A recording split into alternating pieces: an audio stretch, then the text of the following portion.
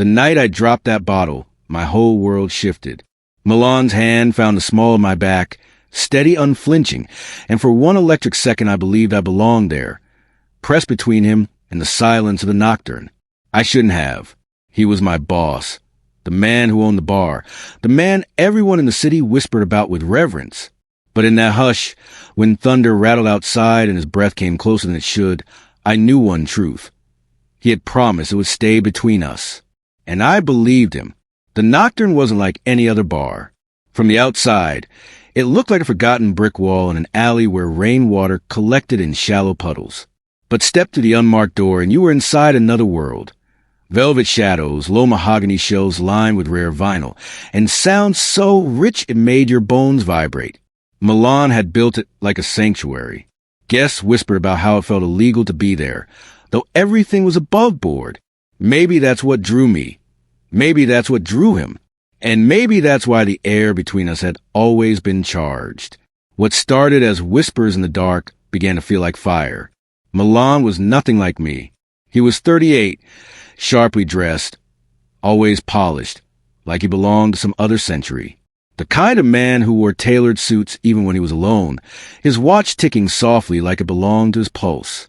I was 22, still trying to figure out whether my art degree meant anything, slinging cocktails for vinyl enthusiasts who didn't care if I remembered their names.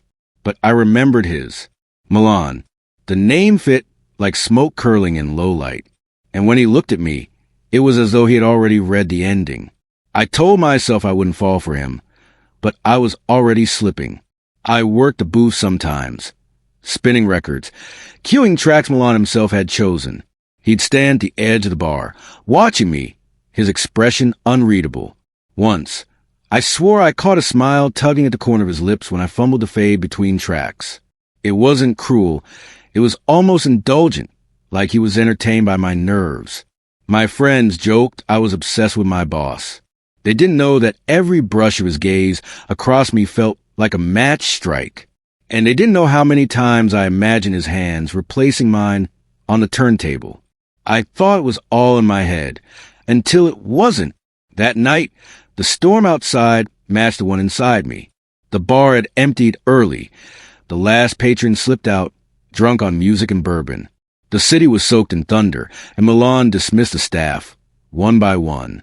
I stayed behind, pretending the liquor shelf needed reorganizing. My heart pounded when I realized it was just the two of us left. Milan stood behind the counter, polishing the final wine glass like it was ritual.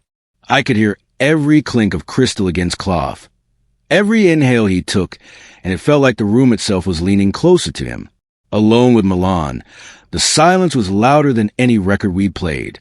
I bent down to slide a bottle into the bottom shelf, but my hand trembled. The slick glass slipped from my grip, tumbling onto the hardwood.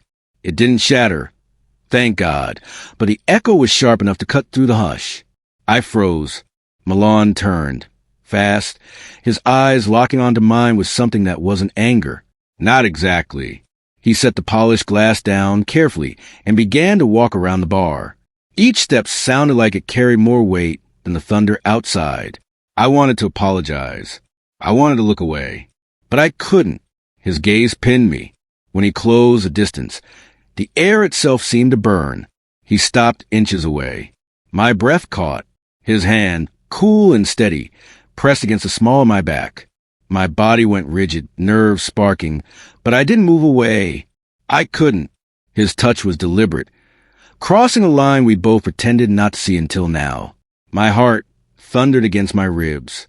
This was it, the moment where denial ended. His lips parted, like he might speak, but the words never came. Instead, a sharp rap echoed at the secret entrance. Someone was at the door.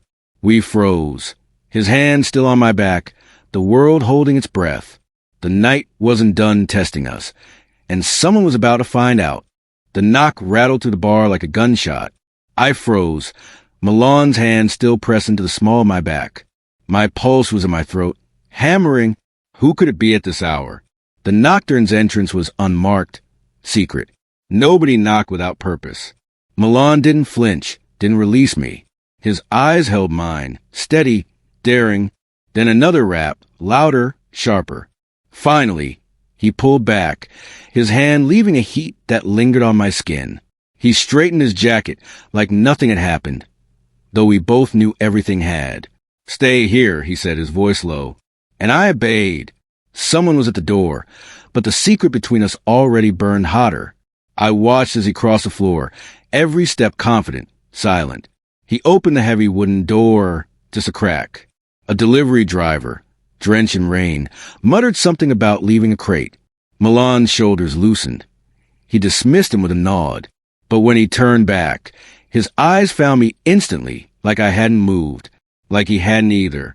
The moment wasn't broken, only paused. When he closed the door, locking it with a heavy click, I swear the sound echoed like a verdict. We were sealed in together again. And this time, I couldn't tell myself it was an accident.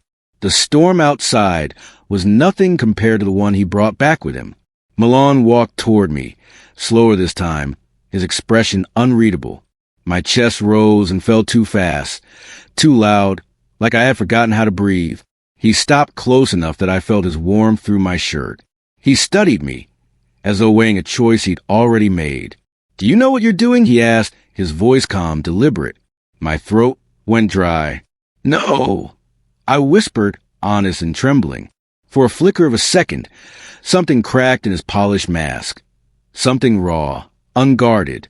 Then his hand lifted again, brushing against my jaw, light but commanding. My heart gave in. His touch wasn't just contact. It was surrender. For both of us. I didn't realize I was leaning forward until our lips almost brushed. The bar smelled of wood polish and smoke, the storm still hissing against the glass windows. When he finally kissed me, it wasn't soft. It was precise, deliberate, like every part of him had waited too long to hold back. My fingers clutched the edge of the counter, grounding myself.